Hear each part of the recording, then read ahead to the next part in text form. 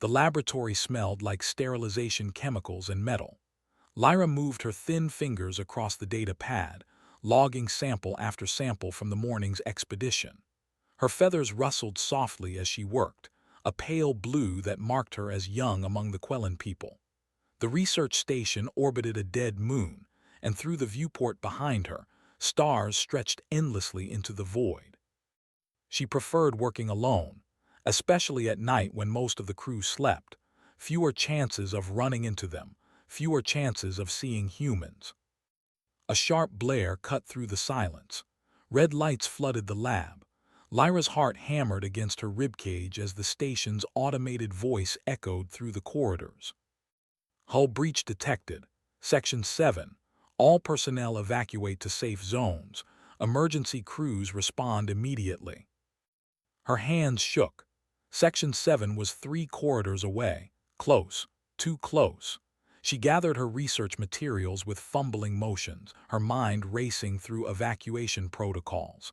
The Quellan residential wing was on the opposite side of the station. She could make it if she moved quickly. Boots thundered past her lab door. Heavy boots, human boots. Lyra froze. Her training kicked in like ice water through her veins. Everything she had learned since childhood screamed at her to hide. Humans were dangerous. Humans were violent. Humans were unpredictable predators who wore false smiles and struck without warning. She remembered her teacher on Quella Prime, Professor Minth, standing before the classroom with grim determination. The videos he showed them. Humans in combat training, striking and grappling with terrifying efficiency. Humans in sporting events, crashing into each other with brutal force. Humans screaming at competitions, faces red with rage. "This is what they are," Professor Minth had said. "Never forget, they come from a death world. Violence is in their nature. They cannot help themselves." Another alarm joined the first. The laboratory door sealed automatically. Lyra spun toward it, pulling at the handle. Locked. Protocol during hull breaches. The system would only open from the outside now. Panic clawed at her throat. She was trapped. Trapped near a breach. Trapped near where humans would be working. Minutes crawled by. The air grew hazy with smoke seeping through the ventilation system. Lyra coughed, covering her beak with her sleeve. Her eyes watered. She pressed herself against the far wall, as far from the door as possible. A hiss of hydraulics. The door began to open. Lyra's feathers stood on end, a fear response her species could not control. Through the smoke a shape appeared, tall, broad-shouldered, human. He wore the orange suit of an emergency technician.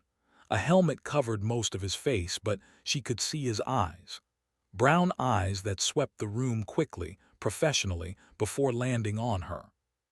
She could not move, could not breathe. This was it.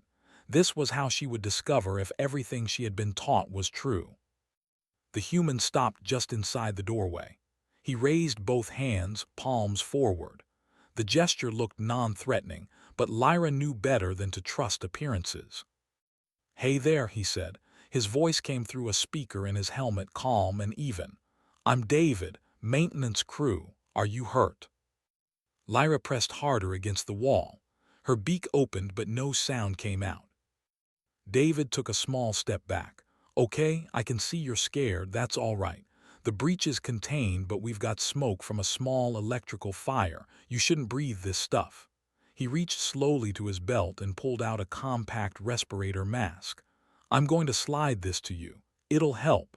Is that okay?" He waited, actually waited for her response. Lyra managed a tiny nod. David crouched down and slid the mask across the smooth floor. It stopped halfway between them. He did not advance, did not try to approach her. He just returned to his position by the door. "The Quellan wing took some damage from the breach," David continued in that same steady tone. "We need to evacuate this section. The quickest safe route is through the human residential area to the emergency shelter. I know that's probably not ideal for you, but it's the safest option right now." Lyra stared at the mask on the floor. Her lungs burned, she needed it, but taking it meant trusting him, trusting a human. A loud groan echoed through the walls. The station shuddered. "That's the structural supports adjusting," David explained. "We're stable, but we really should move soon." Lyra darted forward, grabbed the mask, and retreated to her wall. She fumbled it onto her face. Clean air flooded her lungs. She coughed again, clearing the smoke. "Good," David said. "Now I need to lead you out of here. I won't touch you unless absolutely necessary. If something falls or there's danger, I might need to grab your arm to pull you to safety. Is that acceptable?" Was he asking her permission? Humans did not ask permission. They took what they wanted. That was what she had learned. Another shudder ran through the station, stronger this time. "We need your answer," David said. There was urgency in his voice now, but still no aggression. "Please."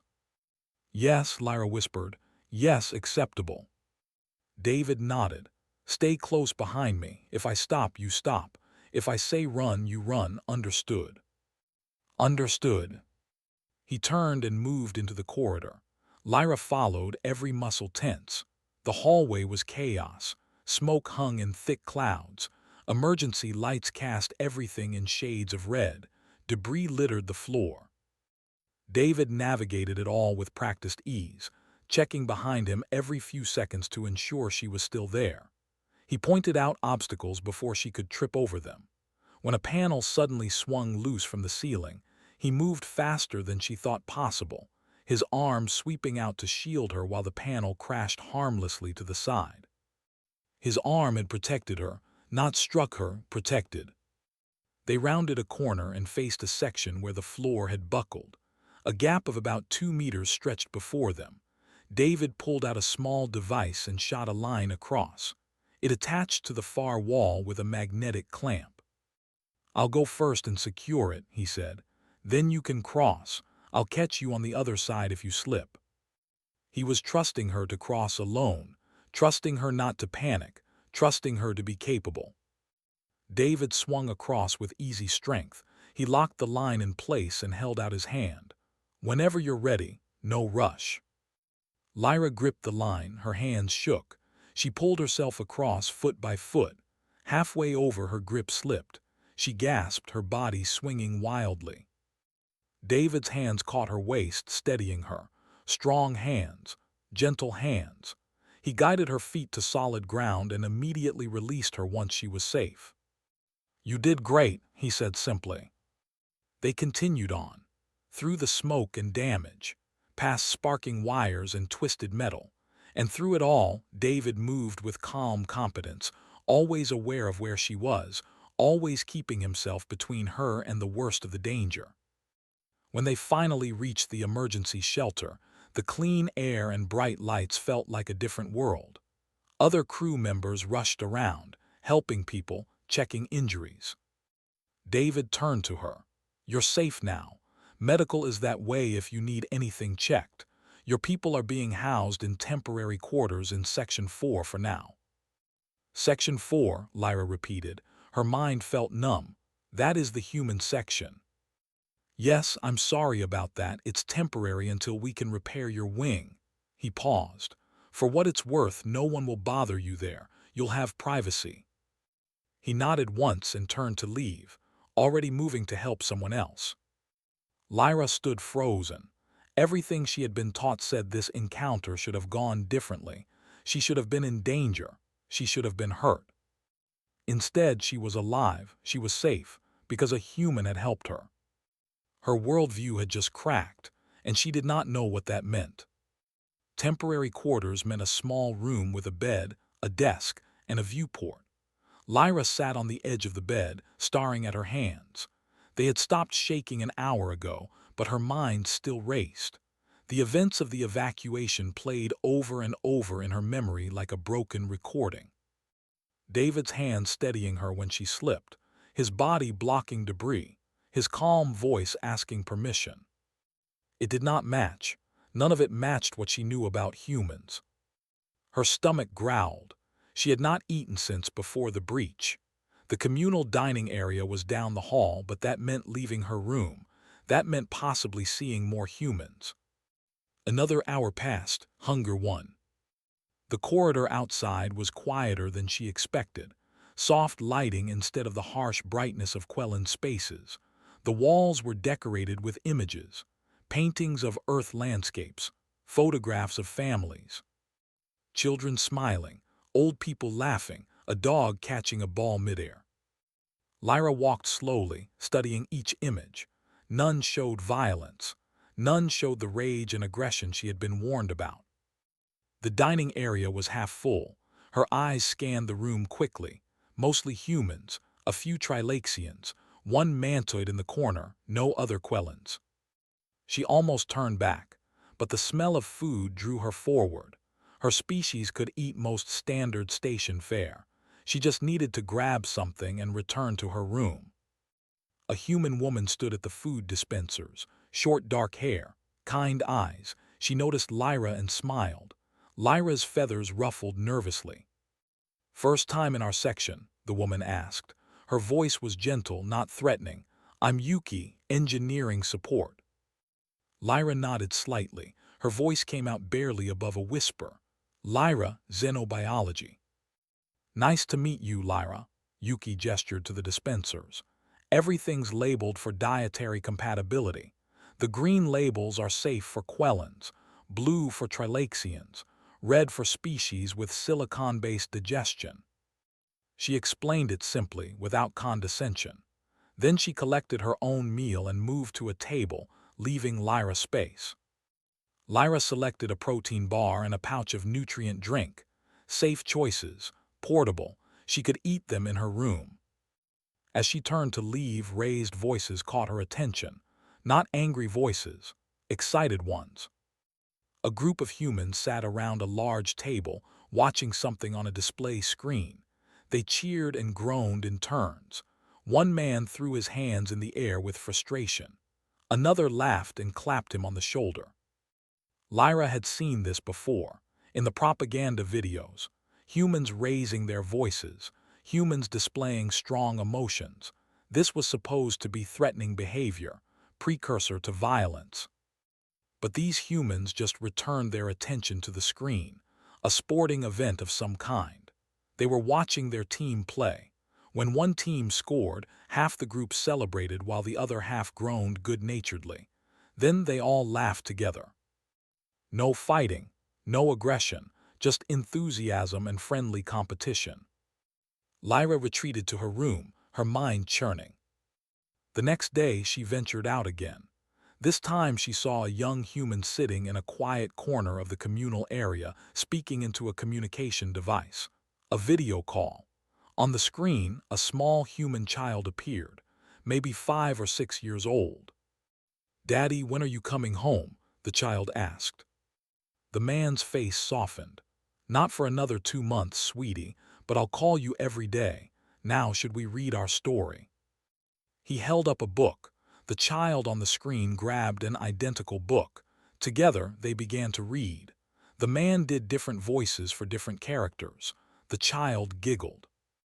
Lyra watched from a distance. This was a human father reading to his child across thousands of light years of space.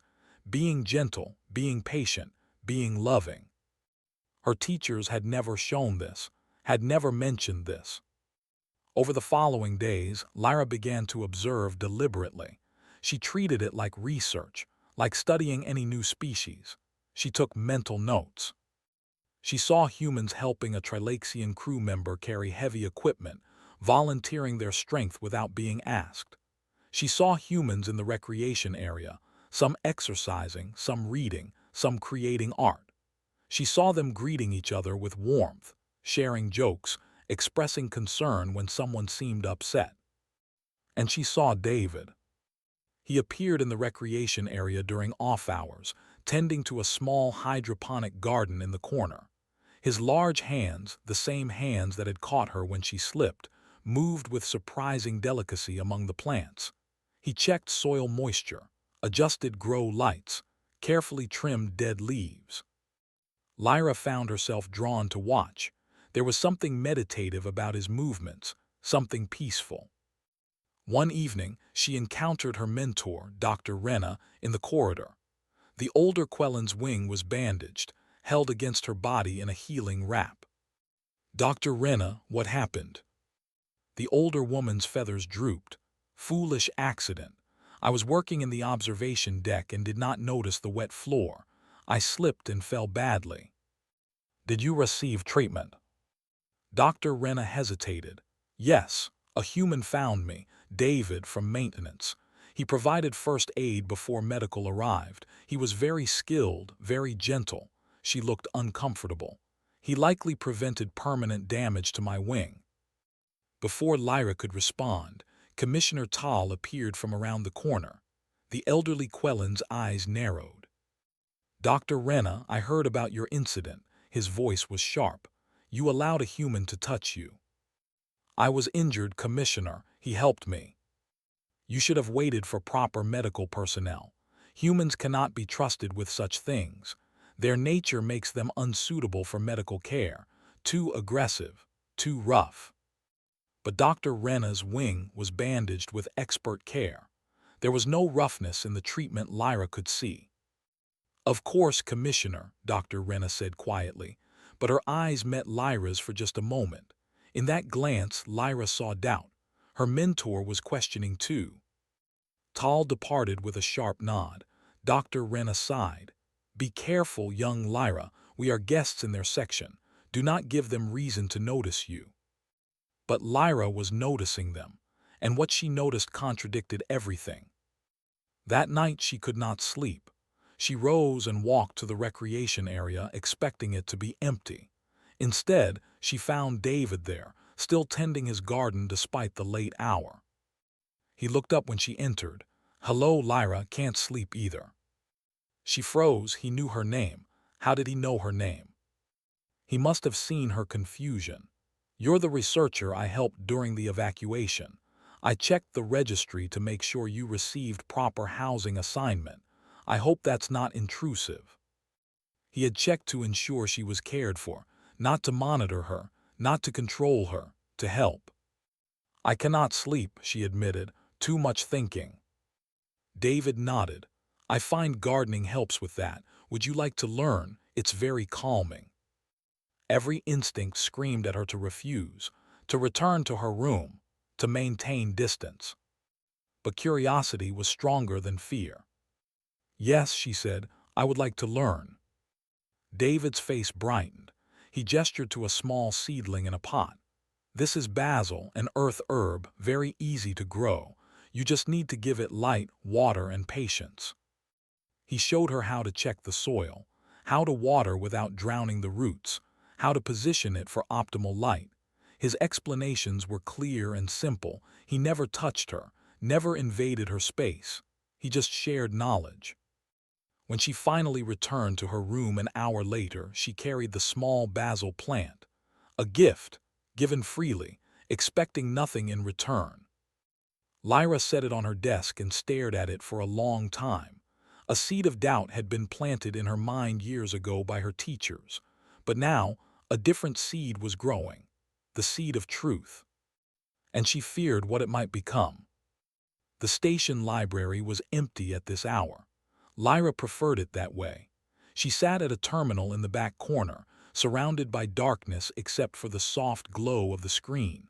Her fingers moved across the interface, accessing files she had never dared to look at before. Human Cultural Database, open access. Anyone could view it. She had simply never wanted to. Until now. She started with history, Earth history. The file was enormous, thousands of years of recorded events. She filtered it, searching for patterns. Wars appeared frequently, conflicts, violence. Her teachers had been right about that part. Humans did have a violent history. But between the wars, she found other things. Scientific advancement, medical breakthroughs, art, music, philosophy. Humans had created vaccines and shared them freely with their own enemies. Humans had built schools and hospitals even in the poorest regions of their world.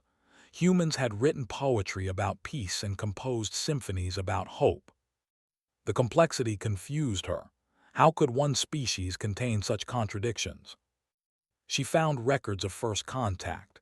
When humans joined the galactic community 70 years ago, the initial meetings had been tense. Other species feared them too.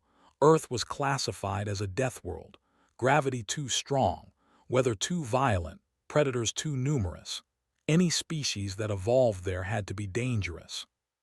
But the humans had approached slowly, carefully. They had shared technology, offered aid, proposed treaties that benefited everyone, not just themselves. They had asked questions, listened to answers, respected boundaries. And over decades, most species had come to accept them. Most species, not all, not the Quellans. Lyra dug deeper. She found the original contact between Quella Prime and Earth. 53 years ago, human diplomats had reached out, offering trade agreements and cultural exchange. The Quellan government had refused politely at first, then more firmly. The humans had backed away, respected the decision, left the Quellans alone. So why did her people fear them so intensely? Why the propaganda? Why the constant warnings? She searched for Quellan government documents. Most were classified, but she found public education materials. The same videos Professor Minth had shown in class. She watched them again with older eyes. The context was missing. The combat training footage had no explanation that humans trained to protect, not to attack civilians. The sporting events had no mention that they were games, consensual competition with rules and referees. The humans shouting were celebrating victories, not threatening others.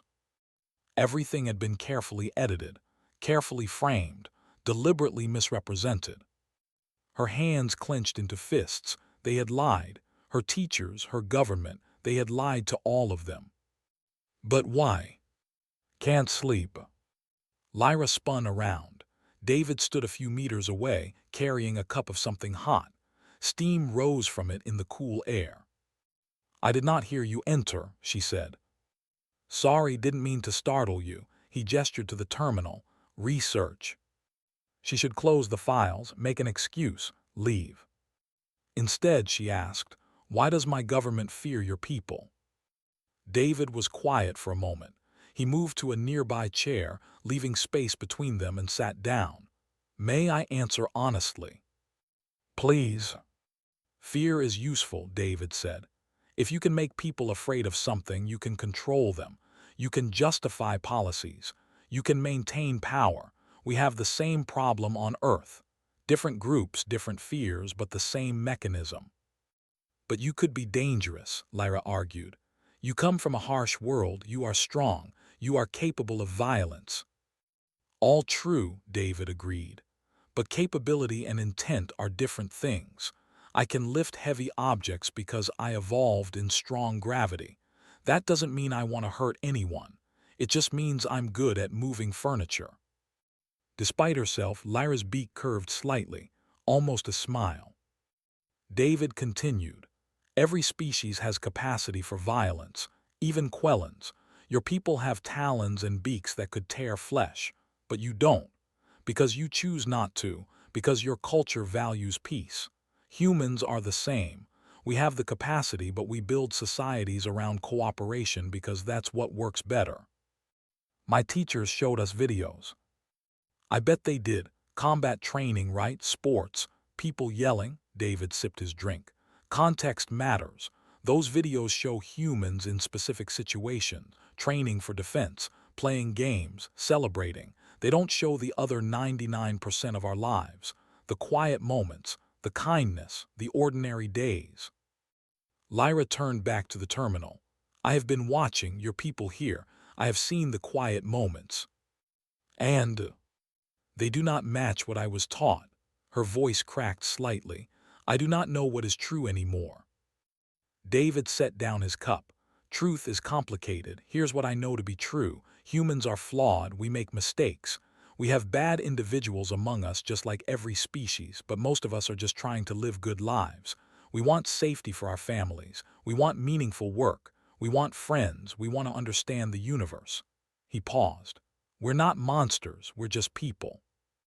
Silence stretched between them, not uncomfortable, thoughtful. Why are you being kind to me? Lyra asked suddenly. "You know I was afraid of you. You know my people reject yours. Why help me?" David shrugged. "Because you needed help, that's reason enough."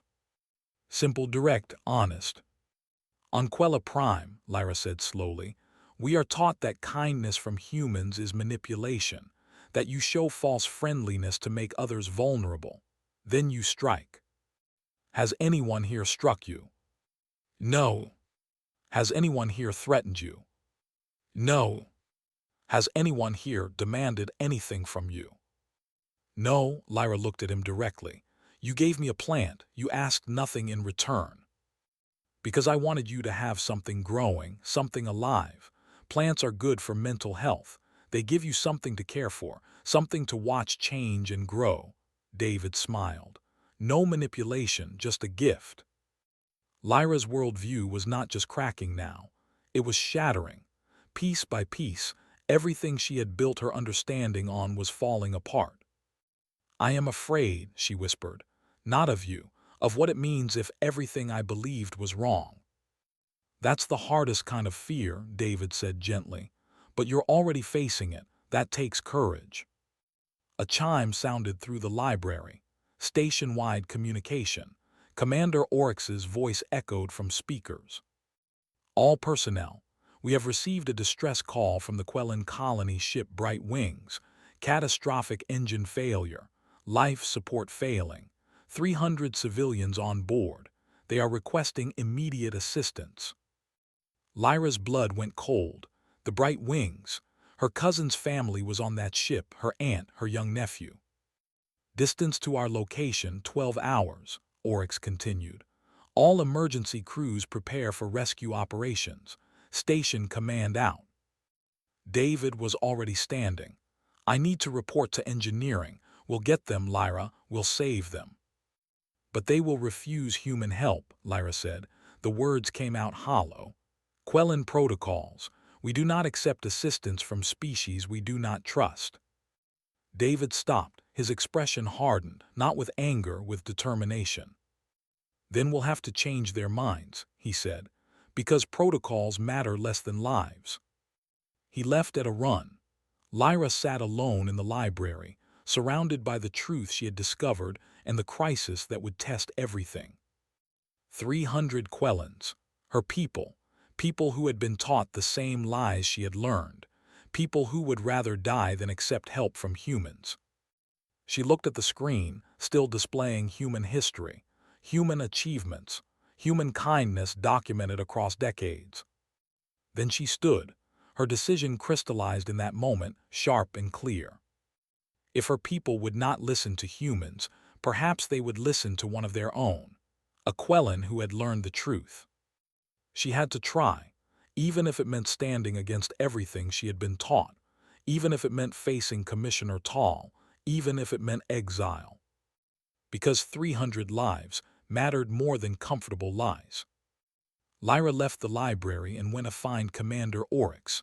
She had a proposal to make. The command center hummed with activity. Screens displayed the Bright Wings from every angle. The colony ship drifted in space, running lights flickering. Life support at 30% and dropping. 12 hours until the rescue team could arrive. Maybe less than 12 hours until life support failed completely. Commander Oryx stood at the central display, his mantis-like eyes processing multiple data streams simultaneously. Commissioner Tall stood beside him, feathers ruffled in agitation. "Absolutely not," Tall was saying. "Quellan protocols are clear. We do not accept direct physical assistance from humans. It is against our cultural values." "Your cultural values will kill 300 people," Oryx replied, his translator rendering his clicks into flat, emotionless words. "We have the closest rescue-capable ship. We have the expertise. We have the equipment. Send Quellan crew members only. Our people on the station can handle it. You have 2 trained emergency responders. We need 12 for an operation this size. The human crew has 9 qualified rescue specialists, including an engineer who has performed this exact type of ship repair before." Lyra stepped forward, Both turned to look at her. Tal's eyes narrowed. "What are you doing here?" Research Assistant Lyra. "Requesting permission to speak, Commander Oryx." The mantoid gestured with one bladed arm. "Speak." "I volunteer to join the rescue team. As a Quellan presence, I can help calm civilians who are afraid. I can explain to them that the humans are there to help, not harm." Tal's feathers stood on end. "You will do no such thing. You have been contaminated by exposure to humans. You are compromised." "I am informed," Lyra said, keeping her voice steady despite her racing heart. "I have observed human behavior for days now. I have researched their history. I have experienced their kindness directly. And I know that my nephew is on that ship. My family. 300 Quellan civilians who deserve to live. Your emotional attachment clouds your judgment." "My emotional attachment gives me reason to ensure the best possible rescue." Lyra turned to Oryx. "Commander, the Bright Wings crew will resist human assistance. They have been taught the same things I was taught. If you send only humans, they will panic. They will fight. They will waste time that could mean the difference between life and death. But if I am there, if they see one of their own working with humans, trusting humans, it might change their response." Oryx's compound eyes whirred, focusing on her. "You would go against your commissioner's direct orders." "I would save my people's lives." Silence fell over the command center. Other crew members had stopped working to watch. Tal looked ready to explode with rage. "This is treason," he hissed. "You will be reported to Quella Prime. You will face exile." "Then I will face exile, after we save 300 lives." Oryx made a clicking sound that his translator did not render. A thoughtful sound. "Commissioner Tal, I respect Quellan cultural protocols, but this is a multi-species station under neutral governance. Research Assistant Lyra is volunteering for a rescue mission. Unless you can provide a regulation that prevents her from volunteering, she is permitted to join." Tal opened his beak to argue, then closed it. He could not prevent it. Not officially. Not without revealing that Quellan protocols were based on fear rather than reason. "Fine," he spat. "Let her go. Let her throw away her future for human lies. But when this is over, she answers to Quellan justice." He stormed out. The command center slowly returned to normal activity. Oryx turned to Lyra. "Report to the shuttle bay in 30 minutes.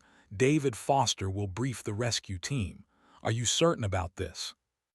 Lyra thought of her nephew, 4 years old, bright and curious, afraid of the dark, probably terrified right now as the ship's lights failed one by one.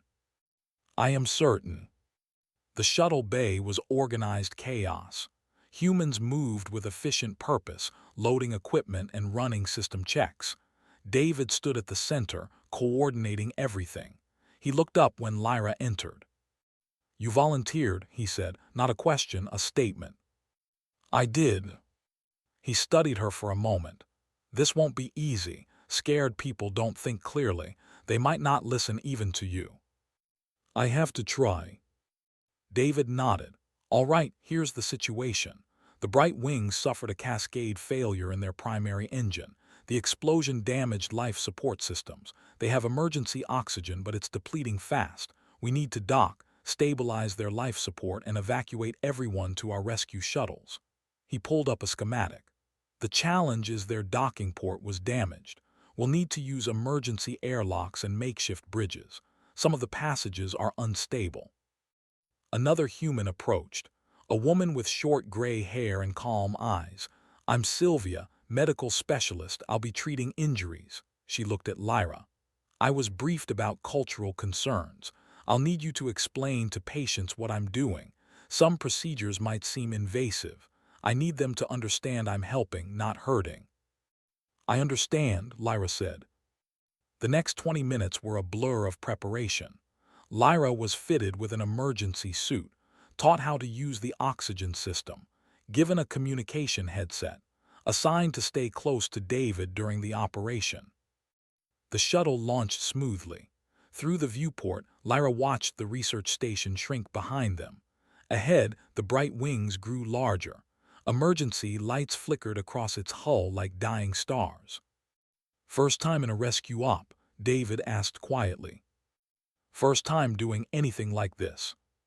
Key things to remember: stay calm, follow instructions, don't try to be a hero. We work as a team." He glanced at her. "And if you see something that scares you, tell me. Don't try to hide it. Fear is information. It keeps us safe." The irony was not lost on Lyra. David, the human she had feared, teaching her that fear was not weakness, that it was data to be acknowledged and used wisely. The shuttle matched velocity with the bright wings. The docking procedure was delicate. The damaged port groaned as they connected. Red lights flashed warnings.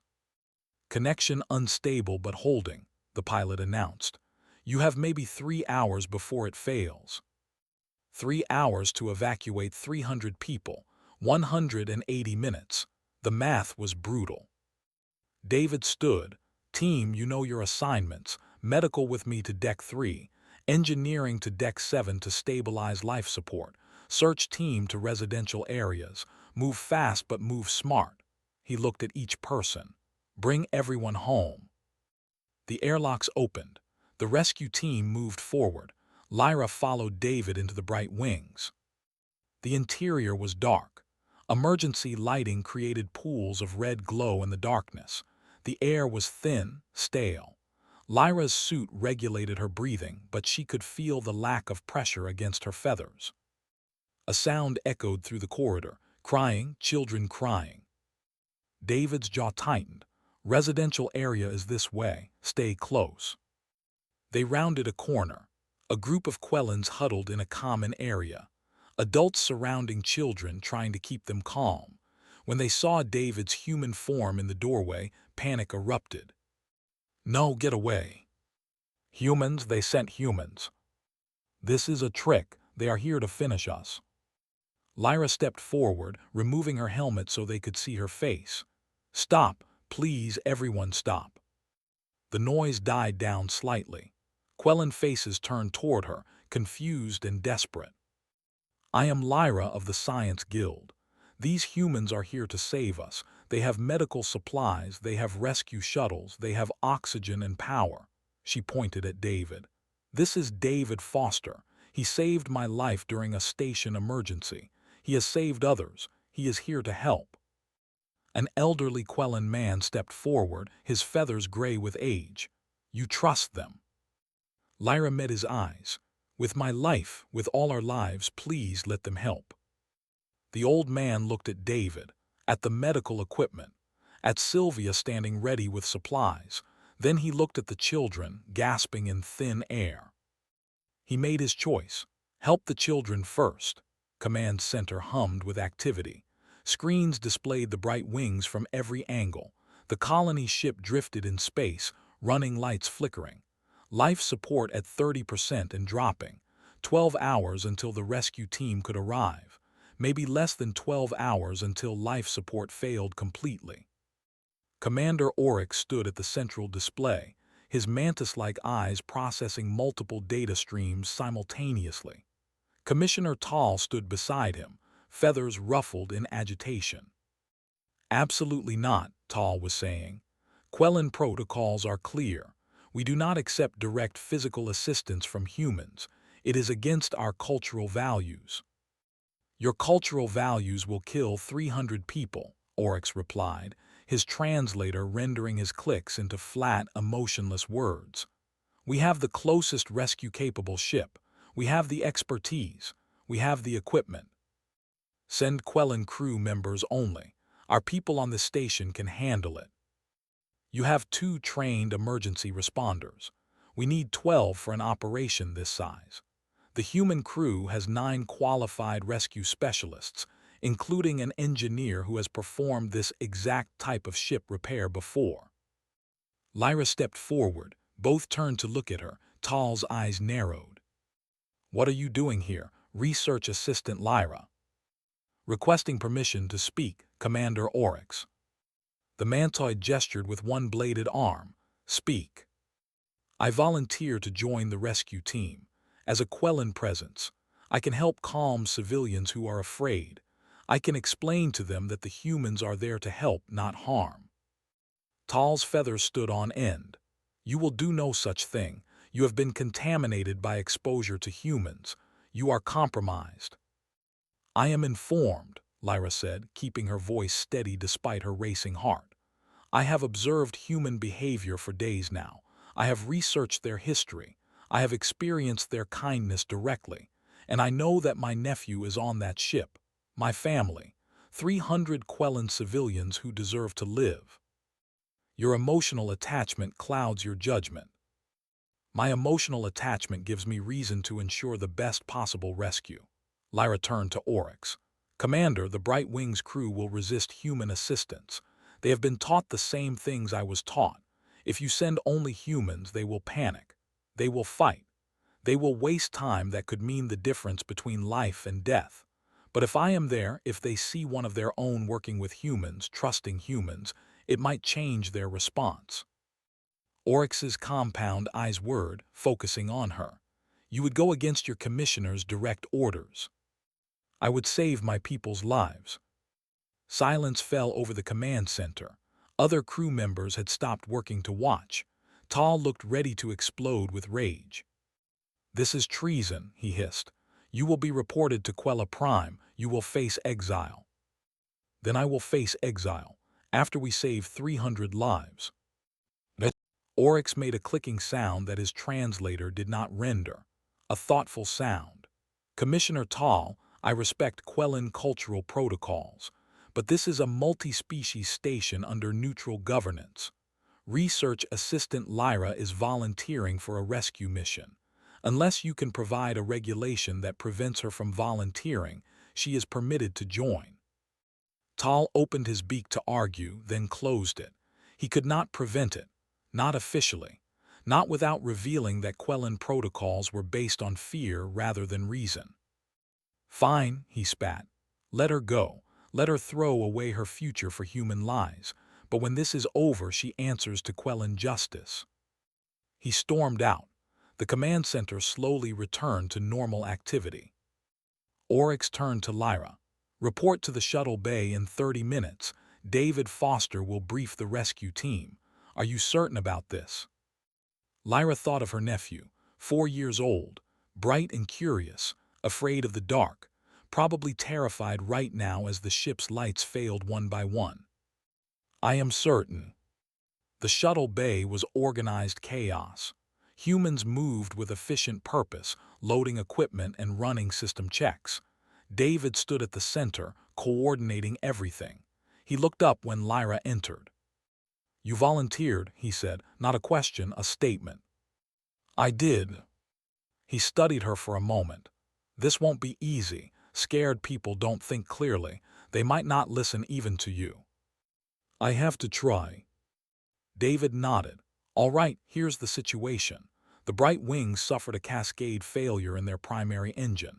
The explosion damaged life support systems. They have emergency oxygen, but it's depleting fast. We need to dock, stabilize their life support, and evacuate everyone to our rescue shuttles. He pulled up a schematic.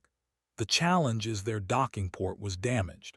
We'll need to use emergency airlocks and makeshift bridges. Some of the passages are unstable. Another human approached. A woman with short gray hair and calm eyes. I'm Sylvia, medical specialist. I'll be treating injuries. She looked at Lyra. I was briefed about cultural concerns. I'll need you to explain to patients what I'm doing. Some procedures might seem invasive. I need them to understand I'm helping, not hurting. I understand, Lyra said. The next 20 minutes were a blur of preparation. Lyra was fitted with an emergency suit, taught how to use the oxygen system, given a communication headset, assigned to stay close to David during the operation. The shuttle launched smoothly. Through the viewport, Lyra watched the research station shrink behind them. Ahead, the Bright Wings grew larger. Emergency lights flickered across its hull like dying stars. First time in a rescue op, David asked quietly. First time doing anything like this. Key things to remember. Stay calm. Follow instructions. Don't try to be a hero. We work as a team. He glanced at her. "And if you see something that scares you, tell me. Don't try to hide it. Fear is information. It keeps us safe." The irony was not lost on Lyra. David, the human she had feared, teaching her that fear was not weakness, that it was data to be acknowledged and used wisely. The shuttle matched velocity with the bright wings. The docking procedure was delicate. The damaged port groaned as they connected. Red lights flashed warnings. "Connection unstable but holding," the pilot announced. "You have maybe 3 hours before it fails." 3 hours to evacuate 300 people, 180 minutes. The math was brutal. David stood. "Team, you know your assignments. Medical with me to Deck 3. Engineering to Deck 7 to stabilize life support. Search team to residential areas. Move fast but move smart." He looked at each person. "Bring everyone home." The airlocks opened. The rescue team moved forward. Lyra followed David into the bright wings. The interior was dark. Emergency lighting created pools of red glow in the darkness. The air was thin, stale. Lyra's suit regulated her breathing, but she could feel the lack of pressure against her feathers. A sound echoed through the corridor, crying, children crying. David's jaw tightened. "Residential area is this way. Stay close." They rounded a corner. A group of Quellans huddled in a common area. Adults surrounding children, trying to keep them calm. When they saw David's human form in the doorway, panic erupted. "No, get away." "Humans, they sent humans." "This is a trick. They are here to finish us." Lyra stepped forward, removing her helmet so they could see her face.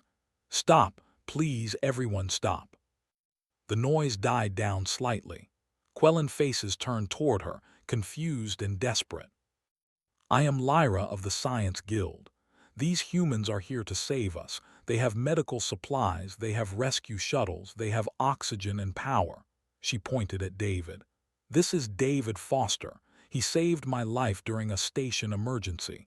He has saved others. He is here to help." An elderly Quellan man stepped forward, his feathers gray with age.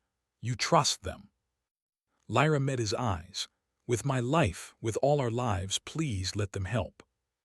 The old man looked at David, at the medical equipment, at Sylvia standing ready with supplies. Then he looked at the children, gasping in thin air. He made his choice. Help the children first. Sylvia moved immediately. She knelt beside the smallest child, a girl no more than 3. The child whimpered and tried to pull away. "Lyra, tell her I need to check her oxygen levels," Sylvia said calmly. "Just a small device on her wing tip. It won't hurt." Lyra translated, keeping her voice gentle. The child looked at her mother. The mother was afraid. Lyra could see it in her eyes, but she nodded.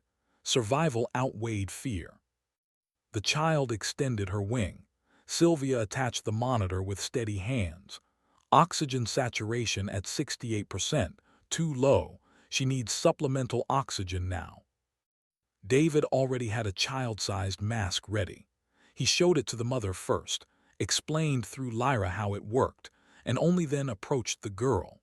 His large hands were impossibly gentle as he fitted the mask over her small beak. Within seconds, the child's breathing eased. She stopped gasping. The mother started crying, not from fear, from relief. "Thank you," she whispered in Quellan, then again in common tongue. "Thank you." The rescue became a coordinated dance. David's team worked through the residential areas, checking each family, providing oxygen, marking those who needed immediate medical attention. Lyra stayed with them, translating, explaining, calming fears. She watched David work with a newborn who was barely breathing. Watched his hands, so large they could crush the tiny infant, instead cradling it with perfect gentleness while Sylvia intubated. Watched his face, intense with concentration, as he monitored the baby's heartbeat. "Breathing stabilized," Sylvia announced. "This one needs immediate evacuation." David carefully passed the infant to its father. The Quellan man hesitated, then took his child. His eyes met David's, No words passed between them. None were needed. In the ship's lower deck, the engineering team reported success. Life support online. Oxygen levels rising. We bought you another hour. But an hour was not enough. 300 people could not be evacuated that quickly through the damaged docking ports. David's headset crackled. Foster, we have a problem. Section 4, residential compartment collapsed. We have people trapped. Maybe 15 individuals, including children. David's expression did not change, but Lyra saw his hands clench briefly. Location. Deck 2, starboard side. The collapse destabilized the surrounding structure. It's going to fall apart fast. I'm on my way. David turned to Sylvia. Continue evacuations here. Lyra, you should stay. I am coming with you, Lyra said. It's dangerous. I know I am still coming. He did not argue. They moved through corridors at a run. The ship groaned around them, metal stressed beyond its limits. The temperature was dropping as heating systems failed. They reached Section 4. The corridor entrance was blocked by twisted metal and collapsed ceiling panels. A gap barely large enough for a child remained at the top. David assessed it quickly. The gap is too small for me, even without my suit. He looked at Lyra. But you could fit. Fear spiked through her. Go in there, into an unstable, collapsing section. From beyond the wreckage, a child's voice called out. Hello, is someone there? Please help us. My sister is hurt.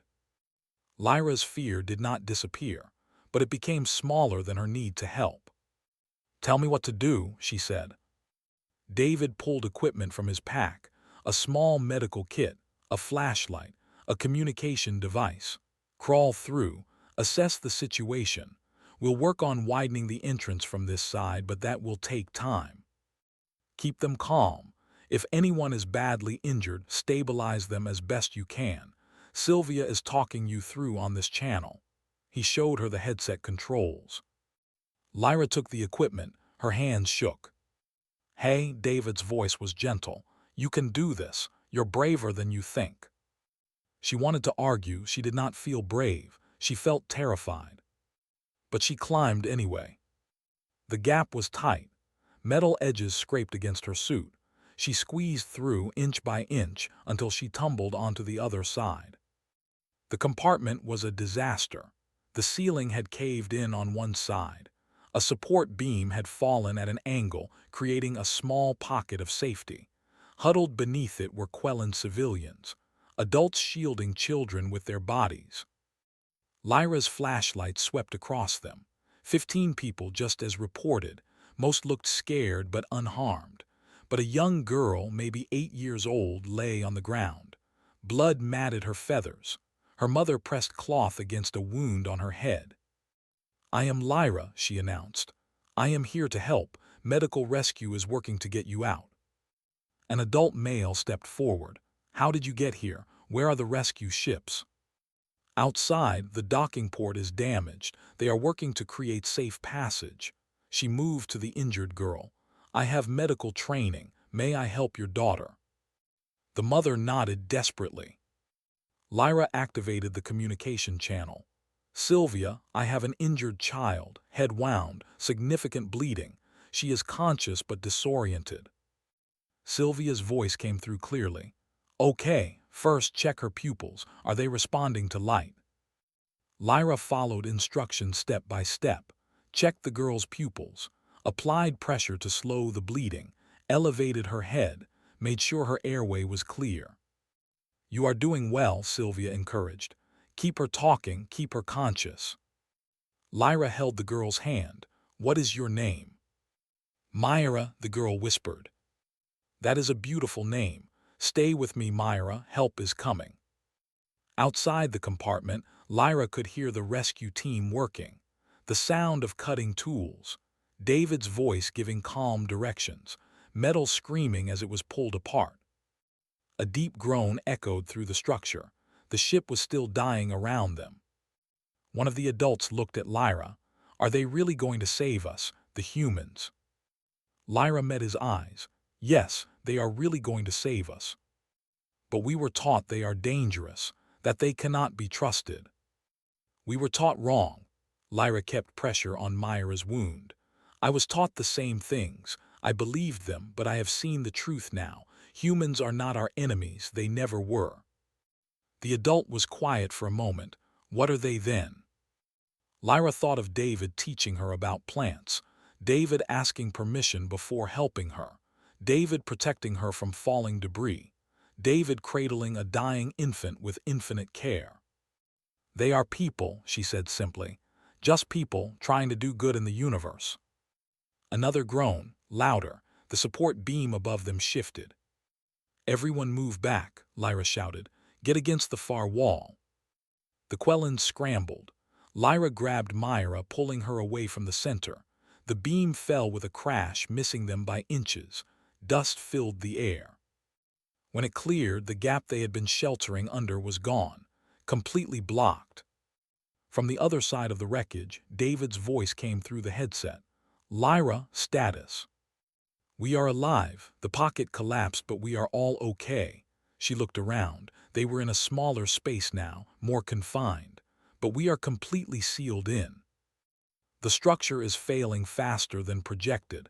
We need to get you out now. A pause. There is another access point, an emergency hatch 3 meters above you. Can you reach it? Lyra looked up. Yes, she could see it. But it was high. Too high for most Quellans to reach, especially with young children and an injured girl. I see it, but we cannot reach it. I am coming in, David said. We will widen the top entrance. I will drop down to you. The space is unstable. Your weight might cause total collapse. Then we work very fast. His tone left no room for argument. Get everyone ready to move. The second I open that hatch, we evacuate. Injured first, children second, adults last. Understood. Understood. Lyra organized the Quellans. She explained the plan. Some looked skeptical, some looked terrified, but they listened. Above them the cutting sounds intensified. Then David's voice. Hatch opening in 3, 2, 1. The emergency hatch burst open. David's form appeared in the opening. He lowered a rope ladder. Then he dropped down into the compartment. The floor groaned under his weight. He moved immediately to Myra. I am carrying her up first, then I will come back for the others. He lifted the girl with extreme care, cradling her against his chest. He climbed one-handed, the other arm securing Myra. At the top, Sylvia was waiting. She took the child and David descended again. One by one he carried the children up. Then the adults. Each trip the floor groaned louder, the walls shook. Finally, only Lyra remained. Your turn, David said. You should go first. You are heavier if the floor fails. I am going last, not up for debate. She climbed the ladder. At the top, hands pulled her through.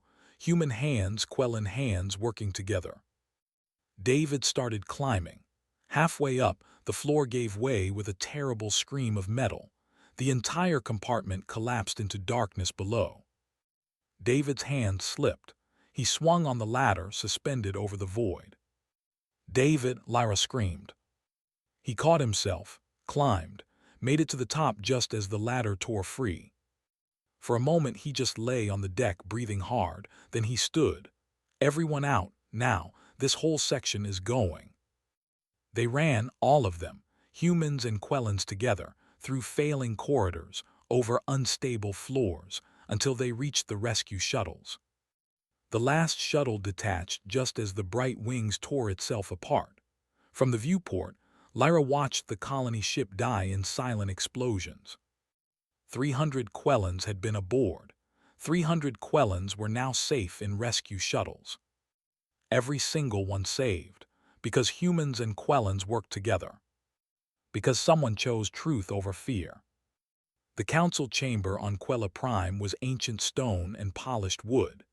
Afternoon light filtered through high windows, casting long shadows across the floor. Lyra stood in the center, alone, facing 7 council members seated in a semicircle above her. Commissioner Tal sat at the far right, his expression cold and satisfied. Research Assistant Lyra, the head counselor began. Elder Minth was old even by Quellan standards, her feathers more white than blue. You have been summoned to answer for your actions aboard Research Station Kepler 9.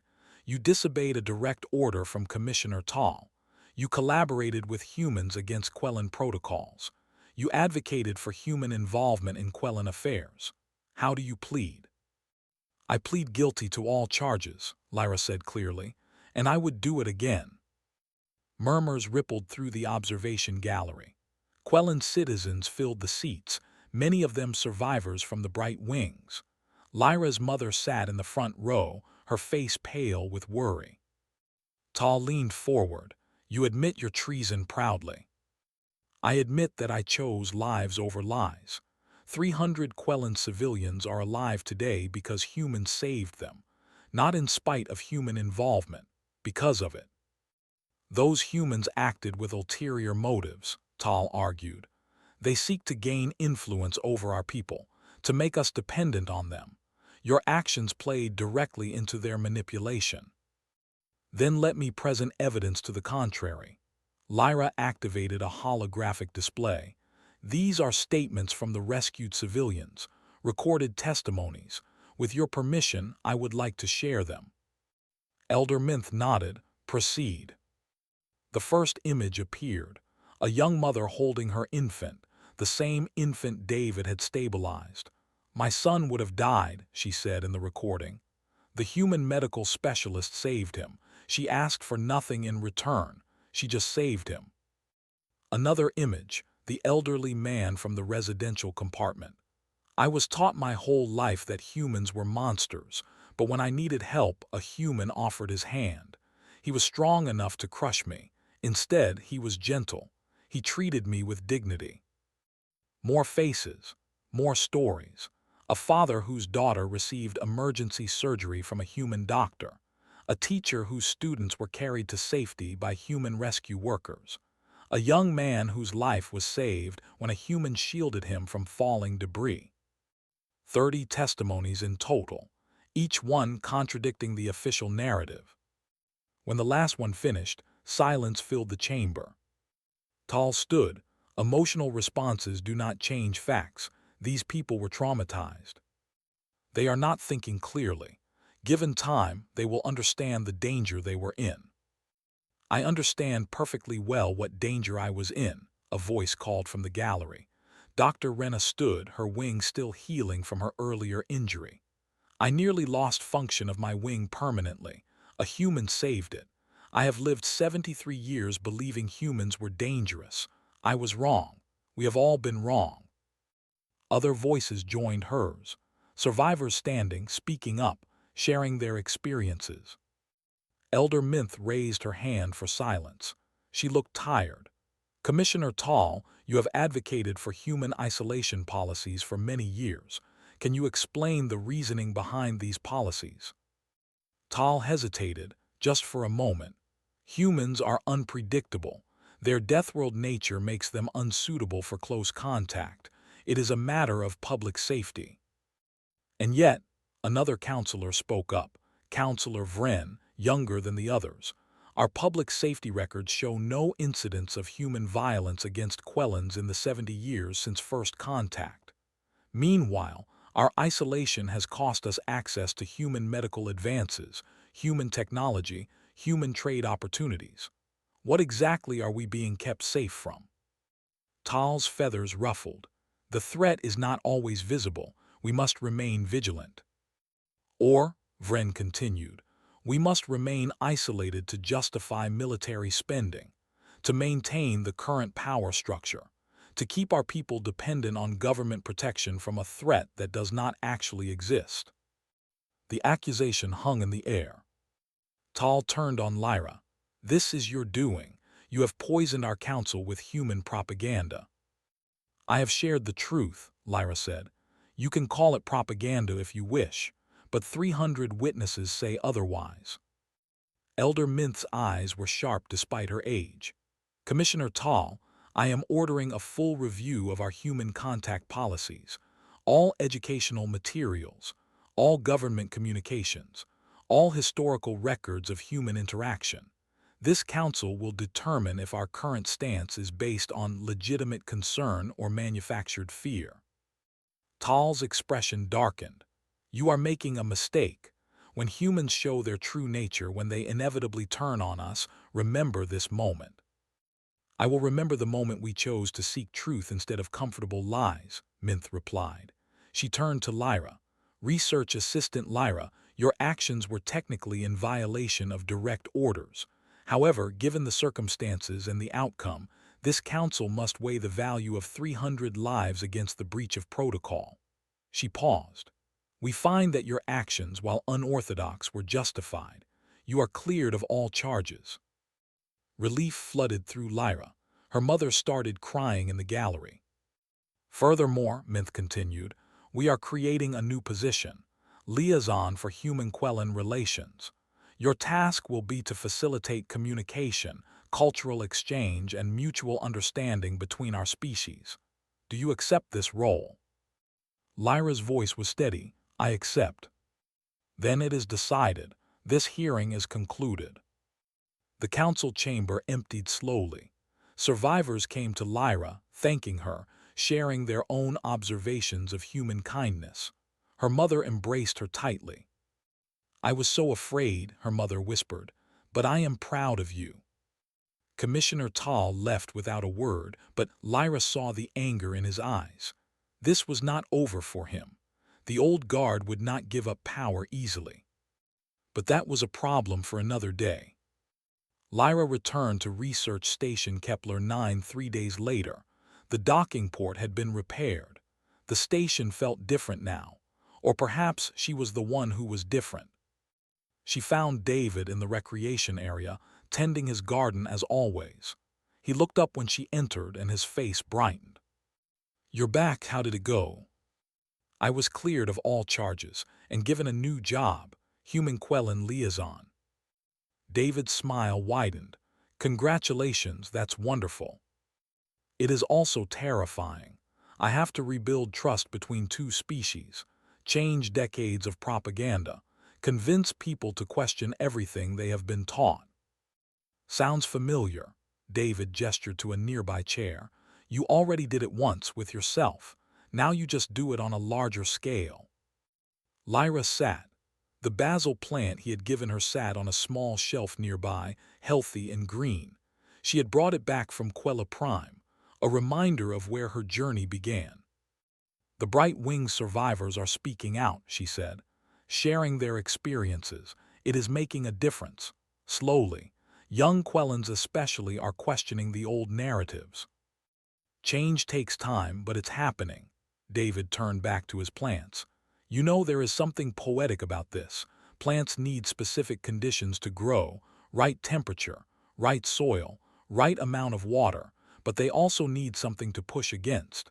Seeds need resistance to sprout properly. The effort of breaking through the soil makes them stronger. Are you comparing Quellan society to a seed?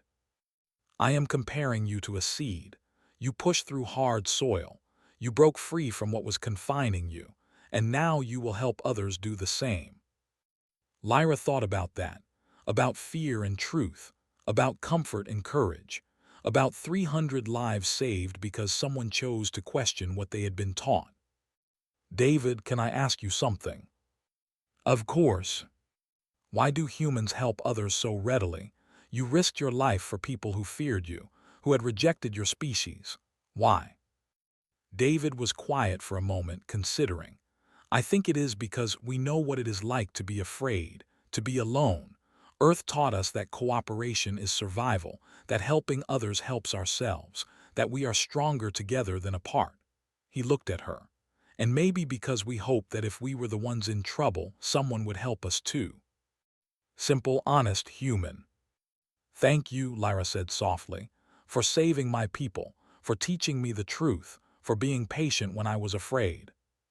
Thank you for being brave enough to learn, for standing up when it mattered, for choosing truth even when it was hard. They sat together in comfortable silence, surrounded by growing things. Outside the viewport, the stars turned slowly. Two species, once separated by fear, now connected by understanding. It would not be easy. There would be resistance. There would be setbacks. People like Tal would fight to maintain the old ways. Fear was powerful. It had roots deep in Quellan culture. But truth was powerful too, and truth had witnesses, 300 of them, each one a living testament to what could be achieved when fear was overcome. Lyra reached over and gently touched a leaf on her basil plant. It had grown since David gave it to her, strong and healthy, pushing through its own soil. "I am going to need help," she said.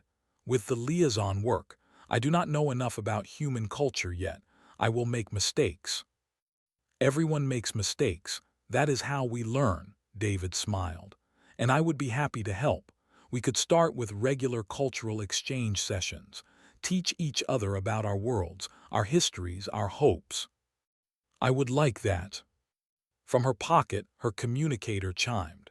A message from a young Quellan student on Quella Prime, one of many who had reached out since the hearing. "I saw your testimony. I have always been afraid of humans, but I want to learn the truth.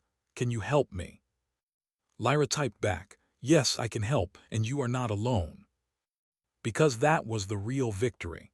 Not the Council's decision, not her new position. The real victory was that young Quellans were asking questions, seeking answers, choosing to learn instead of simply accepting what they had been told. One person at a time, one conversation at a time, one moment of courage at a time. That was how change happened. Lyra looked at David, surrounded by his garden of earth plants growing in alien soil.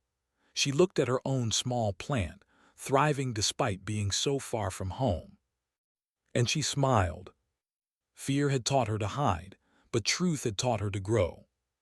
And she was just beginning.